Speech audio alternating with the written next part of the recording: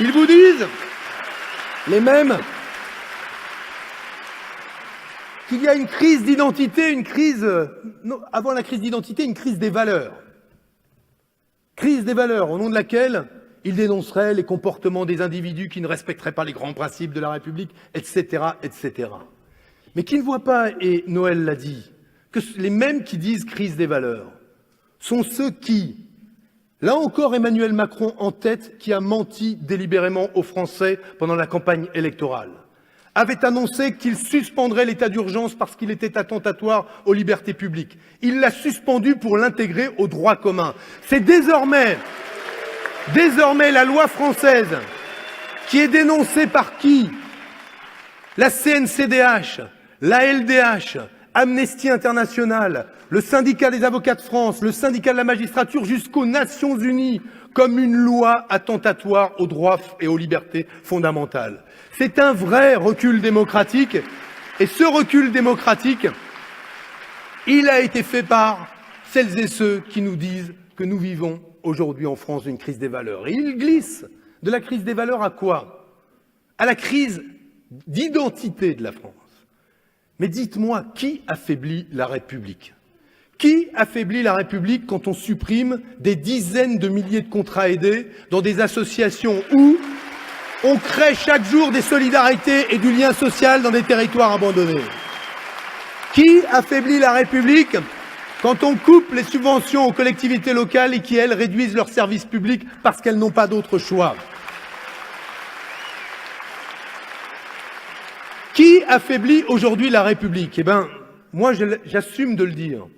Ceux aussi qui prétendent parler en son nom dévoient, je le disais, la loi de 1905 et choisissent de faire de la laïcité non plus le principe qui permet à ceux qui croient et ceux qui ne croient pas, dans le respect de la liberté de conscience et de religion, la liberté de croire et de ne pas croire, de vivre ensemble, mais en font un instrument contre une seule et unique religion. C'est inadmissible. Eh bien, les mêmes qui vous disent crise d'identité, dites-leur que c'est parce qu'on a affaibli la République aujourd'hui que des Français se réfugient dans des identités secondaires ou des identités de consolation, d'assignation. Et ce que nous voulons, ça a été remarquablement dit par Salah Mokrane, c'est que nous voulons que tous les citoyens se sentent égaux en droit, êtres humains citoyens de la République française, du jour où ils ont posé le pied sur le sol de France, se sentir égaux en droit. Et la laïcité nous le garantit, et nous serons de fervents défenseurs de cela. Alors je pourrais égrener cette rhétorique de la crise permanente qui vous amène à constater que ceux qui parlent de la crise financière sont les responsables du désastre des subprimes, ceux qui vous parlent de la crise économique sont ceux qui en prennent prétexte et prennent prétexte du chômage de masse pour diminuer les salaires et faire les lois travail 1 et 2, commencées sous le précédent quinquennat, poursuivies aujourd'hui, et qui postulent que nous résoudrons le problème du chômage si on peut licencier plus facilement ceux qui ont un travail. Raisonnement remarquable, brillant. Ce que nous disons, et je ne développerai pas parce que j'ai promis de ne pas être trop long, la dernière fois que j'ai fait un discours sans lire, j'ai parlé 2h15 au lieu des 45 minutes qui m'étaient imparties, donc je vous rassure. Mais fondamentalement, ce que nous voulons dire est simple. Emmanuel Macron nous vend la légende suivante. C'est qu'en faisant de la croissance, on va revenir au plein emploi en 2030. Ça voudrait dire qu'il faudrait créer entre 300 et 400 000 emplois nets supplémentaires par an. Avant même la crise de 2008, on n'en faisait que 150 000 nets par an. Donc ça veut dire que, bien sûr, Jupiter, il est 2 fois plus malin que la moyenne. Mais ça veut dire que d'ici 2030, on arrivera à faire cela. C'est n'importe quoi. Et d'ailleurs, dans les 2 premières années de son mandat, il n'y arrivera pas. Déjà, et le reconnaît. Donc arrêtons de fonder l'avenir et le destin de cette nation et de celles et ceux qui veulent y vivre en paix et heureux sur la recherche absolue d'une croissance qui, depuis 30 ans, ne revient pas. Il faudra donc viser le plein emploi, mais le plein emploi par la réduction du temps de travail, le partage du travail, par l'émergence de solutions nouvelles, dont le revenu universel d'existence. Et c'est de cette manière-là, je le dis, que nous serons réalistes. Parce que, dites-le vous, leur peur et leurs croyances n'ont rien à voir avec les bonnes solutions. Ils croient dans la croissance. Ils ont peur de la dette financière. Nous avons peur de la dette écologique qui ne se rembourse pas. Et nous croyons au partage du travail. Solution pour vivre mieux et pour faire en sorte d'approcher le plein emploi. Il n'est pas question que ce mouvement Génération s'appuie sur les peurs et les croyances de ceux qui ont échoué pendant 30 ans. Nous voulons mettre en œuvre des solutions radicalement nouvelles. Alors, je l'ai dit, les néolibéraux sont nos adversaires. Et les néolibéraux adorent n'avoir, eux, qu'un adversaire, celui qu'ils ont créé eux-mêmes par la société inégalitaire et injuste qu'ils ont laissé se déployer. Ce sont les nationalistes, les xénophobes, les racistes, les antisémites, les islamophobes, j'en passe, et les meilleurs. La réalité, c'est que ce nationalisme se développe partout, qu'il est aussi notre adversaire, et que le seul combat véritable est de savoir, je vous le dis et je vous regarde, savoir si ce seront eux, les nationalistes, ou nous qui remplacerons les néolibéraux. La seule bataille pour nous, elle est là. Elle est de dire qu'en voulant et qu'en réussissant demain à basculer les néolibéraux hors des lieux de pouvoir où se mélangent pouvoir privé et public, pouvoir économique et pouvoir politique, en les basculant à l'extérieur, c'est le camp, la famille du progrès dans sa pluralité, sa diversité, qui devra et remplacera les néolibéraux en lieu et place des nationalistes. C'est pour nous le combat le plus essentiel. Et il se nouera tout particulièrement l'année prochaine, au moment des élections européennes, puisque je dois être court, je ne vais parler que de cela. En quelques mots. Vraiment en quelques mots, et m'acheminer vers ma conclusion. J'aurais pu revenir sur la façon dont, sur le travail, sur le revenu universel, sur la santé, sur le fait de vivre en bonne santé. Nous serons la famille politique, le mouvement politique de la bonne santé. Il ne s'agit pas simplement de guérir, mais il s'agit aussi de faire en sorte que chacun ne tombe pas malade. Nous serons sur la question de l'éducation, sur le choix que nous ferons de permettre à tous la réussite scolaire et universitaire et de ne pas la réserver à quelques-uns, ce que prépare la réforme de l'université de cet actuel gouvernement. Nous serons sur la question de l'égalité des droits, l'égalité entre les femmes et les hommes, l'égalité entre tous les citoyens, absolument, centraux dans le débat politique, et nous ne lâcherons rien, mais je veux vous parler de la question européenne. En clair, si on laisse les choses se faire, il y aurait deux blocs qui émergeraient dans cette élection européenne l'année prochaine. Au moment où l'Europe connaît une crise qui est une crise pas simplement de projet, mais une crise aussi de vocation. L'Europe a fini par dégoûter bon nombre des citoyens européens de la validité du projet européen lui-même. Pourquoi ? Parce qu'à force de politiques austéritaires, à force de politiques qui mettent en concurrence pas seulement les États entre eux, les nations et les économies entre elles, mais aussi les systèmes fiscaux, les protections sociales, donc les travailleurs et les individus, les cortèges de ceux qui se détachent du projet européen sont de plus en plus nombreux. Deux blocs s'affirmeront. Le premier bloc dira, Emmanuel Macron en tête, « Vive l'Europe, mais on ne peut pas y faire de politique ».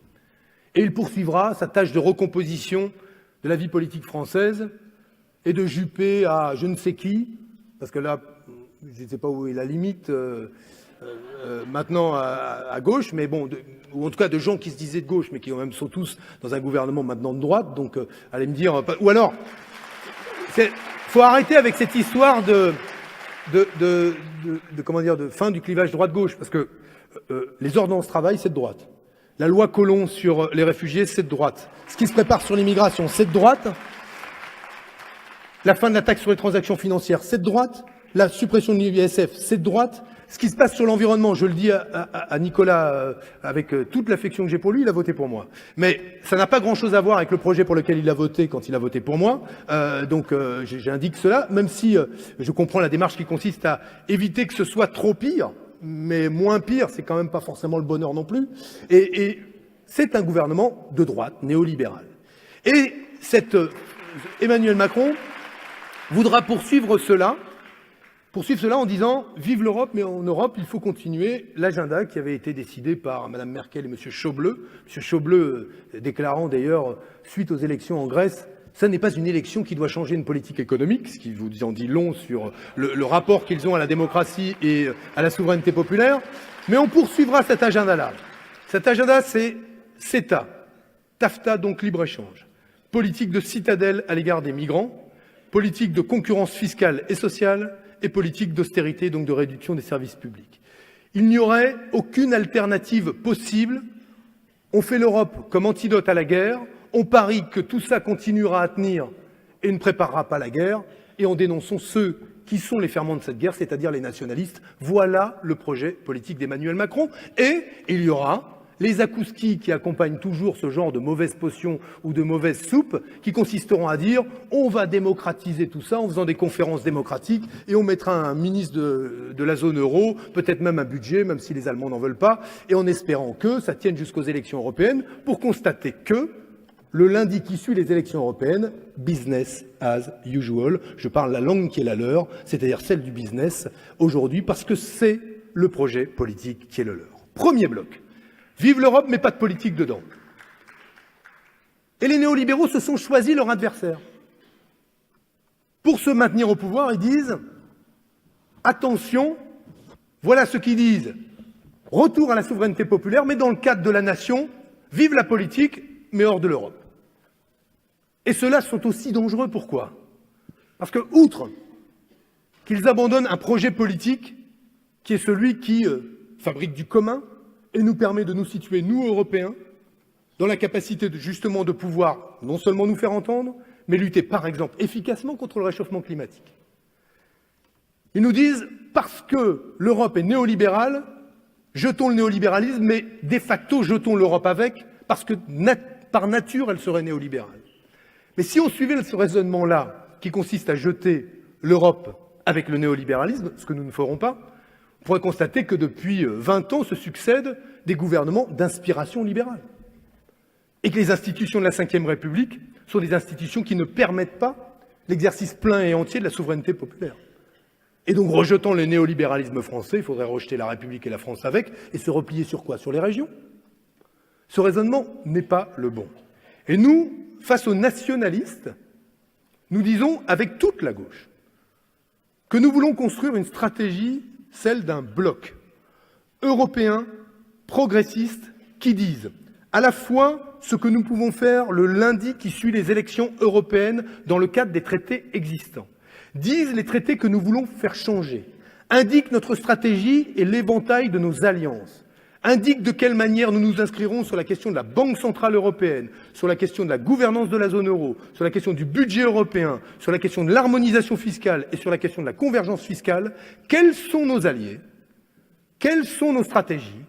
Qu'accepterons-nous et quand nous retirerons-nous du jeu de façon à ce que tout le monde comprenne qu'on peut vaincre le néolibéralisme en restant européen et internationaliste? Alors, nous répondrons, je vous le propose, plutôt que de servir ou une version délavée du nationalisme ou une version délavée du social-libéralisme à ceux qui n'ont plus d'idées et viennent chercher dans le néolibéralisme quelques idées en les accommodant à quelques ingrédients prétendument sociaux, ou ceux qui disent il y a là quand même besoin de sortir de l'Europe, donc on va, sans être nationaliste, dire qu'il faut absolument sortir comme principe tout de suite de l'Europe. Nous nous disons que nous incarnerons et nous nous mettrons en situation d'incarner un bloc qui est un bloc européen, transnational, socialiste, écologiste, progressiste et qui vise à être la principale force en Europe dans les prochaines années. Nous répondrons donc favorablement à l'invitation de Yanis Varoufakis de travailler avec lui à l'émergence de ce programme-là. Nous négocierons avec lui et je me réjouis de pouvoir vous dire qu'aujourd'hui, dans le comité des économistes que nous constituons, nous rejoignent et ont accepté de travailler avec nous les personnalités suivantes. Elles ne sont pas françaises, elles sont étrangères, mais je veux les saluer parce que c'est pour nous grand gage de crédibilité que de les avoir près de nous. Ont accepté de participer au comité économique qui va nous accompagner dans ce travail dans les années et les mois qui viennent. James Galbraith, qui est proche de Bernie Sanders, que vous connaissez, et qui sera nos conseillers économiques, qui est un des plus grands économistes américains vivants, et que je veux saluer. Il avait fait une vidéo, mais la vidéo ne marche pas, on m'a dit. C'est pas grave, de toute façon, l'important c'est qu'il travaille avec nous.